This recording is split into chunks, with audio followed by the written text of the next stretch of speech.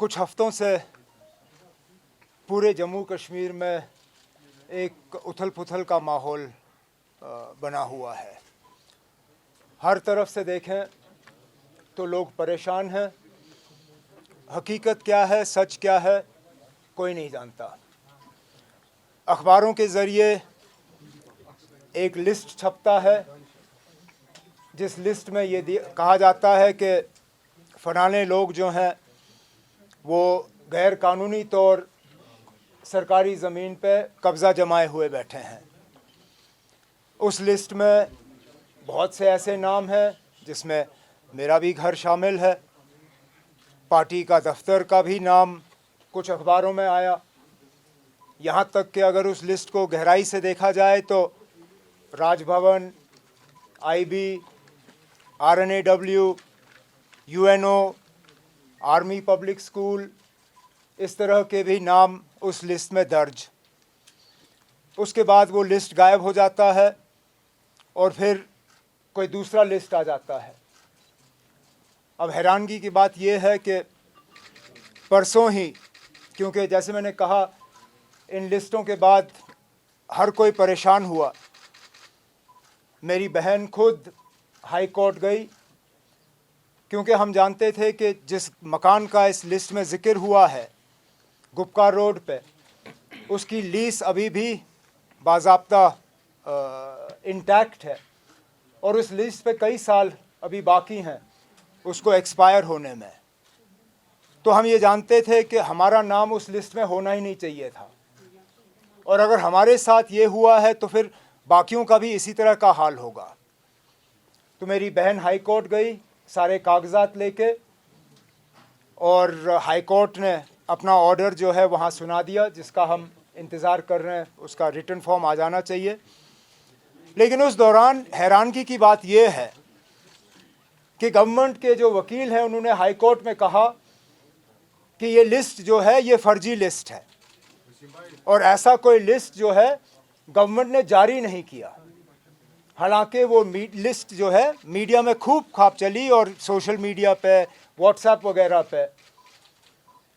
और जब उनसे पूछा गया कि ये लिस्ट नहीं तो कौन सा लिस्ट, तो वो खामोश रहे। तो इसमें फिर हम मजबूर होते हैं पूछने पे कि पिछले कई दिनों से जो ये बुलडोज़र चलाने का सिलसिला चला है ये किस बुनियाद पे हो रहा है। अगर जो लिस्ट फ़िलहाल पब्लिक डोमेन में हैं वो फर्जी लिस्ट हैं, और गवर्नमेंट ने खुद हाई कोर्ट में ये कहा कि इन लिस्टों पे इंक्वायरी हो रही है, तो जहां जगह जगह बुलडोज़र भेजे जा रहे हैं वो किस बुनियाद पे। अगर कोई लिस्ट है जो कि गवर्नमेंट लिस्ट जेन्युइन मानती है, जब गवर्नमेंट कहती है कि ये लिस्ट सही है, तो वो लिस्ट पब्लिक डोमेन में क्यों नहीं? क्योंकि जहां ये लोग बुलडोज़र लेके जा रहे हैं वहां कोई कागजी कार्रवाई नहीं हो रही है। मैं अपने रिश्तेदारों का मिसाल आपको दे सकता हूं। जब ये नीडोज़ गए वहां अपना बुलडोज़र लेके, जिसमें आप सबों को पहले बताया गया, वहां जो रहने वाले लोग थे उनको पता नहीं था, लेकिन आप सबों को पता था। वहां ज़बरदस्ती, ज़ोर ज़बरदस्ती जो है गेट तो खोला गया और वहां बुलडोज़र अंदर लिया गया। अफसर को जब कहा कि ना हमारे पास कागज़ हैं, आप हमारे कागज़ देखिए, अफसर ने कागज़ देखने से इनकार किया, कहा मुझ पे प्रेशर है, मुझे कुछ करना है, और फिर उन्होंने अपना बुलडोज़र इस्तेमाल किया। और ये एक जगह नहीं, ये कई जगहों से ये खबरें आ रही हैं। हमारे भी फ़ोन काफ़ी बजे जिसमें लोगों ने हमें कहा जनाब ये मेरी मलकियती ज़मीन है, मेरे पास इस ज़मीन के कागज़ हैं, लेकिन हुकूमत वाले आए और उन्होंने हमारी ज़मीन जो है उसमें उन्होंने वहाँ पे बुलडोज़र चलाया। कहीं पे भी नोटिस नहीं। चाहे मैं नीडोज़ की बात करूं या पिछले दिनों जो सागर साहब के साथ हुआ, सागर साहब और उनके घर वालों से जब मैंने बात की और उनसे पूछा क्या आपको कोई नोटिस मिला, उन्होंने कहा कोई नोटिस नहीं, हम श्रीनगर में थे ही नहीं, पीछे से बुलडोज़र लेके आए और उन्होंने अपना काम कर लिया। कोई लिस्ट नहीं, कोई कागजी कार्रवाई नहीं, कोई नोटिस नहीं, तो फिर कहाँ? क्या कानून नाम की कोई चीज़ नहीं, कोई प्रोसीजर नाम का कोई चीज़ नहीं? क्या ये हुकूमत का फ़र्ज़ नहीं बनता कि वो पहले नोटिस इशू करें और रिटर्न में नोटिस इशू करें? जहाँ तक मैं जानता हूँ, नोटिस जो है सिर्फ ज़बानी नहीं होता, नोटिस का जो है रिसीप्ट आपको हासिल करना होगा। अब अगर हुकूमत कहती है कि सागर साहब को उन्होंने 3 महीने पहले नोटिस दी, तो मेहरबानी करके उस नोटिस का रिसीट दे दीजिए, हमें दिखाइए कि आपने नोटिस दिया। और यहाँ तक भी, जहाँ तक मैं प्रोसीजर जानता हूँ, अगर नोटिस रिसीव करने से कोई इनकार करे या नोटिस का रिसीप्ट ना मिले, तो आपको वो नोटिस उस घर के या उस ज़मीन के गेट पे चिपकाना पड़ता है। चिपकाने के बाद it is deemed to have been served. क्या इन घरों पे कहीं पे भी आपने गेट पे नोटिस चिपकाया? क्या ये तमाशा करने से पहले आपने खुद अपने कानून को देखा? या यहाँ पे एक लॉलेस सोसाइटी हम कायम कर रहे हैं, जहाँ जिसकी लाठी उसकी भैंस, जहाँ आप चाहें अपना बुलडोज़र लें, मीडिया को आप साथ चलाइए और उसके बाद कोई सवाल ना करे। सबको डराया धमकाया हुआ है कि आप सवाल करोगे तो बुलडोज़र आपके यहाँ पहुँचेगा। अब मैं जानता हूँ इस प्रेस कॉन्फ्रेंस का नतीजा ये होगा कि पता नहीं कहाँ पे और ये बुलडोज़र चलाने का काम करेंगे, लेकिन जो हकीकत है वो लोगों के सामने रखना होगा।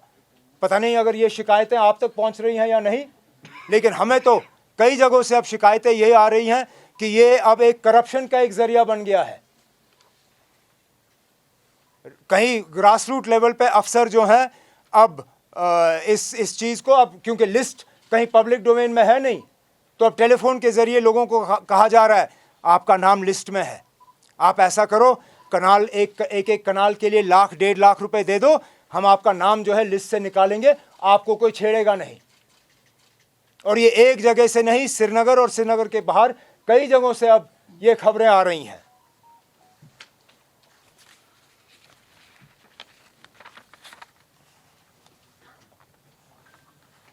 और जैसे मैंने आपसे कहा, किसी को पता नहीं कि असलियत क्या है, हकीकत क्या है और प्रोसीजर क्या है।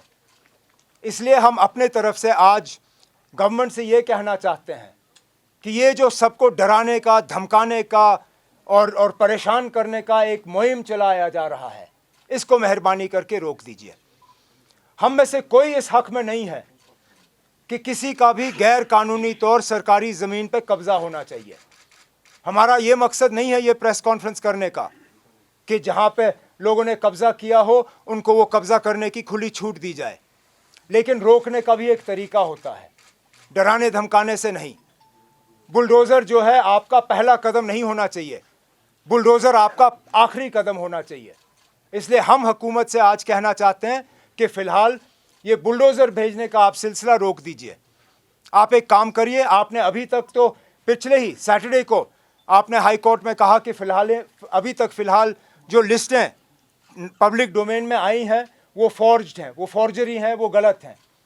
तो हम आपसे कहना चाहते हैं ये जो आप अभी तक डेमोलिशन कर रहे हो वो किस लिस्ट के बुनियाद पे कर रहे हो? वो लिस्ट जो है उनको पब्लिक डोमेन में डालिए, उनको आप ओन करिए, कहिए कि ये लिस्ट है, इस लिस्ट की हमने वेरिफिकेशन की है, ये लिस्ट जो है हम कहते हैं कि फलाने लोग जो हैं वो गैर कानूनी तौर जो है सरकारी ज़मीन पे कब्ज़ा जमाए हुए बैठे हैं। उसके बाद जिन लोगों के नाम उन लिस्टों में दर्ज हैं उनको कम से कम आप 4 से 6 हफ्ते का वक्त दीजिए, ताकि अगर उनके पास कागज़ हैं अपने क्लेम को साबित करने का कि वो वहाँ पे गैर कानूनी तौर नहीं बैठे हैं, आप अफसरों को मुकर्रर करिए, आप रेवेन्यू डिपार्टमेंट को वो इख्तियारात दे दीजिए ताकि वो कागज़ वेरीफाई करें, और अगर उन लोगों के पास सही क्लेम हो उनको इस लिस्ट से निकाला जाए। जिन लोगों के पास अपनी वो कब्ज़े की ज़मीन के कागज़ नहीं हैं या वो क्लेम नहीं कर सकते हैं, उसके बाद ये सारा प्रोसेस करने के बाद आप नए सिरे से उनको नोटिस निकालिए और उनसे कहिए कि ये तमाम तहकीकात करने के बाद आप इस फलाने ज़मीन के प्लॉट पे जो है गैर कानूनी तौर बैठे हैं। फिर उनको मौका दे दीजिए कि वो खुद अपनी मर्ज़ी से वो ज़मीन का हिस्सा छोड़ें या उसको रेगुलराइज करें किसी स्कीम के तहत। अगर ये नहीं होता फिर आखिरी में आप बुलडोज़र भेजिए, कोई आपको नहीं रोकेगा।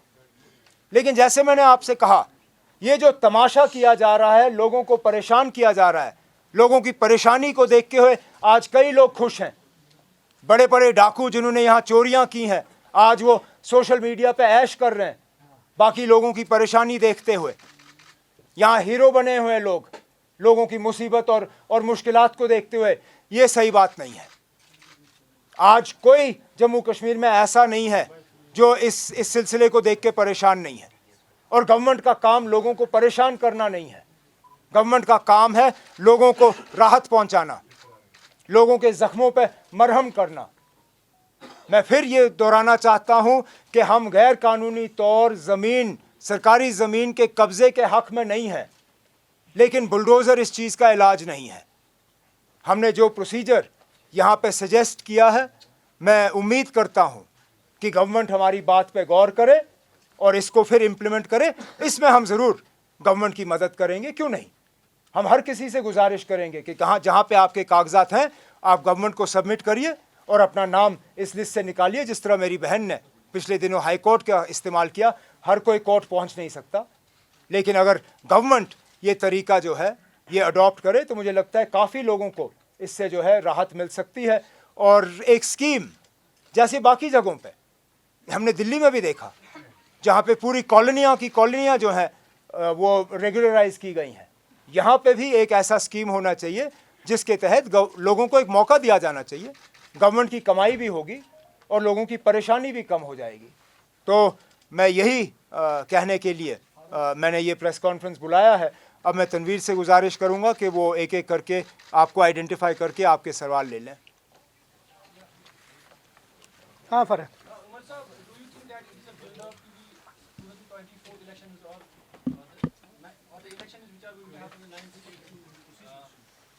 Then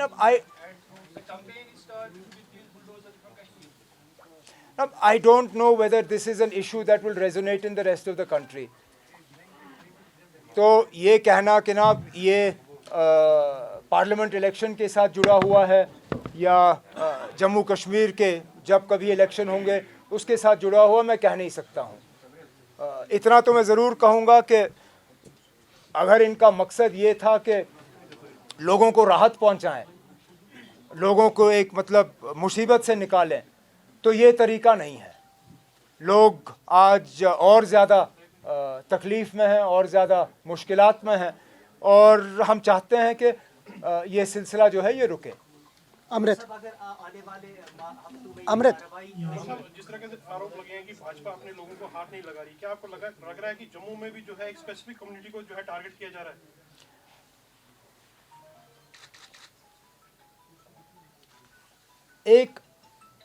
एक इम्बैलेंस सा तो ज़रूर है। अगर आप देखें जम्मू में किन इलाकों में बुलडोज़र भेजे जा रहे हैं और अक्सरियत वहाँ कौन से लोग रहते हैं, शायद उसी से आपको पता चलेगा कि इन लोगों के इंटेंशंस जो हैं सही नहीं हैं। एक कैलकुलेटेड डिज़ाइन के तहत यहाँ के भाईचारे को और यहाँ की यूनिटी को जो है ज़ख्म पहुँचाने की कोशिश की जा रही है और वो सारा कुछ तो आपके सामने है। जिस तरह आपने खुद अखाता किया कि जो प्रोसेस अपनाया जा रहा है according to you which is illegal, तो इस चीज़ को मद्देनजर रखते हुए और एक रिस्पॉन्सिबल पॉलिटिशियन जम्मू कश्मीर के होने के नाते क्या आपने ये मसला एलजी के साथ अगर एलजी से कुछ बात नहीं पड़ा? नहीं, अब एलजी से हमने पार्टी मीट करके पीएमओ के ऑफिस से भी नहीं, अब हमने कोई फ़ायदा ही नहीं।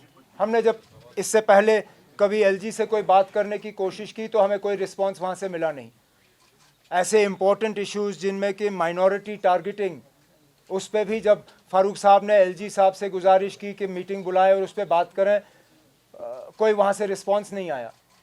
तो जब एक दो बार दरवाज़ा खटखटाया जाता है और उसका कोई फ़ायदा नहीं मिलता, तीसरी बार खटखटाने का कोई फ़ायदा नहीं ना।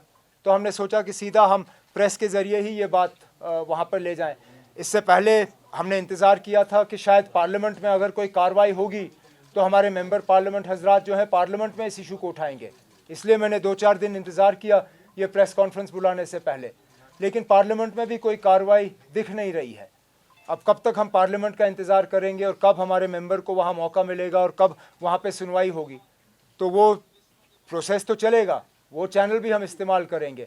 लेकिन ये ऐसा इशू है, इसको जितनी जल्दी गवर्नमेंट इस पर रिस्पॉन्स करे उतना बेहतर है। तो हमने सोचा तरीका यही अच्छा होगा कि हम पब्लिक डोमेन में ही इसको डाल दें। पीरज़ादा आशिक आपने कहा कि लाइक गवर्नमेंट को चाहिए कि इस बुलडोजर को रोका जाए, बट चीफ सेक्रेटरी के स्टेटमेंट्स को सामने रखते उन्होंने कहा कि कोर्ट का दरवाजा खुला है, कोई भी जा सकता है, बट बुलडोजर जो है नहीं रुकेगा और लैंड को इविक्ट करना ही है। तो स्टेटमेंट को आप कैसे देखेंगे? गलत स्टेटमेंट है ना। बुलडोजर किसी भी हुकूमत का फर्स्ट रिस्पांस नहीं हो सकता है। मैं आपसे पहले कह रहा हूं, किस बुनियाद पे चीफ सेक्रेटरी साहब बुलडोजर भेज रहे हैं, जब खुद हाई कोर्ट में उन्होंने माना कि फिलहाल अभी तक जो लिस्टें आई हैं वो गलत हैं, वो फेक हैं। तो जेन्युइन लिस्ट किसके पास है? सिर्फ चीफ सेक्रेटरी के पास। क्या आप और मुझे कोई हक नहीं है जानने के लिए कि हमारा नाम किसी लिस्ट में है या नहीं है? क्या हम सिर्फ उस वक्त का इंतजार करेंगे कब ये हमारा गेट तोड़ेंगे और बुलडोजर लेके अंदर घुसेंगे? क्या आपको नोटिस नहीं मिलना चाहिए? क्या मुझे नोटिस नहीं मिलना चाहिए? अब आखिरकार ये चीफ सेक्रेटरी साहब जानते हैं कि हर कोई हाई कोर्ट नहीं पहुंच सकता। वहां वैसे भी हमारे कोर्ट्स जो है वो ओवरलोडेड हैं, बहुत कम मौका मिलता है वहां सुनवाई हासिल करने का। तरीका ये है ना अब कि आप प्रोसीजर, एक ट्रांसपेरेंट प्रोसीजर अडॉप्ट करिए। जिस लिस्ट के बुनियाद पे आप लोगों के घरों पे बुलडोजर भेज रहे हैं, उस लिस्ट को पहले पब्लिक डोमेन में डालिए और लोगों को एक मौका दे दीजिए कि वो अपने कागज लेके आपके पास गवर्नमेंट में आए।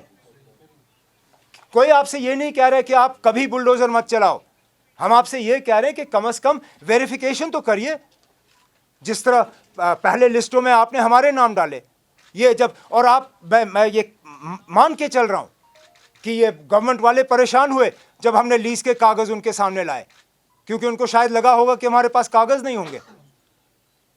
ऐसे बहुत सारे लोग हैं जिनके पास कागज हैं और जिनको वो कागज सामने पेश करने का मौका नहीं मिल रहा है। जैसे नीडोज में जो हुआ, जब अफसर वहां खड़ा था, आप लोग वहां गवाह थे, वो अफसर के पास जाते रहे कि आप हमारे कागज देखो, कागज देखो, कागज देखो। उन्होंने कहा नहीं, हमें ऊपर से प्रेशर है, हमें कुछ करना है। अरे किस चीज का प्रेशर? कागज देखिए ना। Verify whether there is a legitimate claim or not. If there is no legitimate claim, give them a chance to go.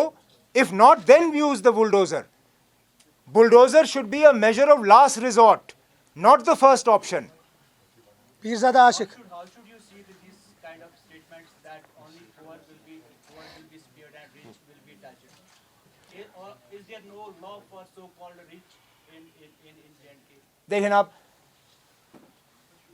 अदालत के बाहर जो, और खासकर फिल्मों में जो आप मूर्ति देखते हो ना, जिसमें वो तराजू पकड़ के होते हैं, आंखें खुली हैं या बंद? जहां तक मुझे पता है आंखों पर पट्टी बांधी है, ये दिखाने के लिए कि कानून जो है वो भेदभाव नहीं करती, कानून में फर्क नहीं है। हिंदुस्तान के आईन में कहीं पे ये दर्ज नहीं है कि फलाना कानून सिर्फ अमीरों के लिए है या गरीबों के लिए है, या फलानी जगह में रहने वालों के लिए है, या यहाँ के लिए नहीं है, या मर्दों के लिए है, औरतों के लिए नहीं है। इस तरह के कानून जो है वो सबके लिए हैं, और इसी से फिर गवर्नमेंट के इंटेंशंस जो हैं वो पता चल जाते हैं। ये पिक एंड चूज एक हवा बनाने के लिए। मैं फिर ये बात दोहराना चाहता हूं, अगर गवर्नमेंट ने लिस्ट तैयार किया है, वो लिस्ट पब्लिक डोमेन में डाल के लोगों को एक मौका दे दीजिए कि वो साबित करें कि क्या वो वहां पे एक सही क्लेम लेके बैठे हैं या वाकई गवर्नमेंट के कहने के मुताबिक वो गैर कानूनी तौर जमीन पे कब्जा जमाए हुए बैठे हैं।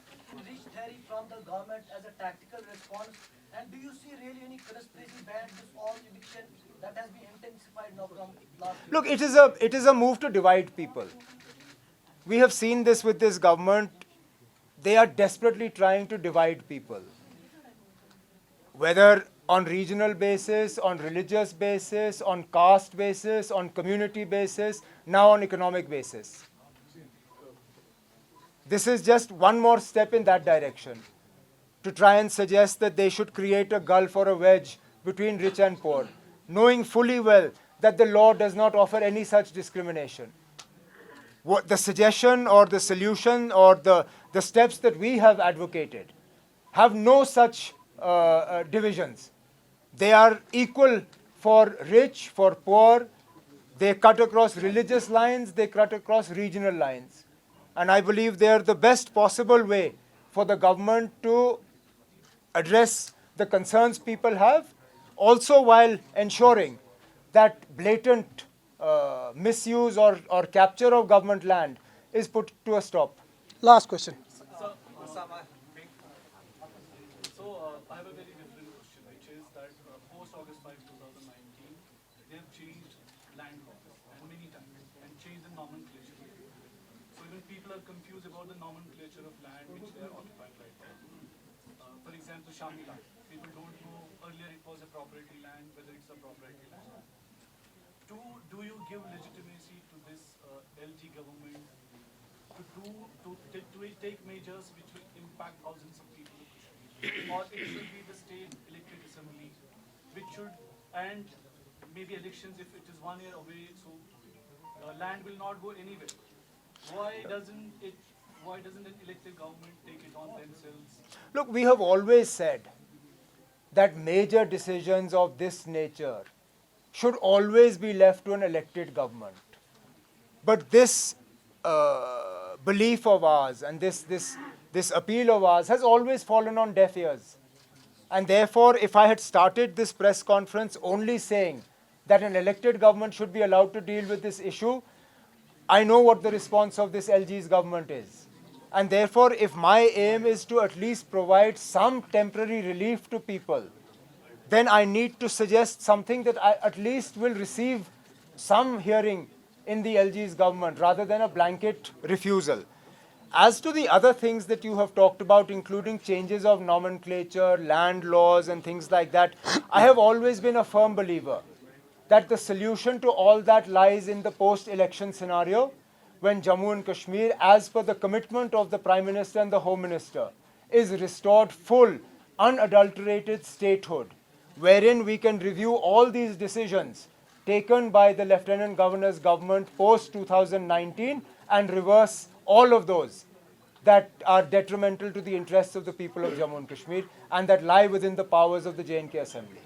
टेक वन अब आपके WhatsApp पर WhatsApp करिए Hi 9728253663 पर।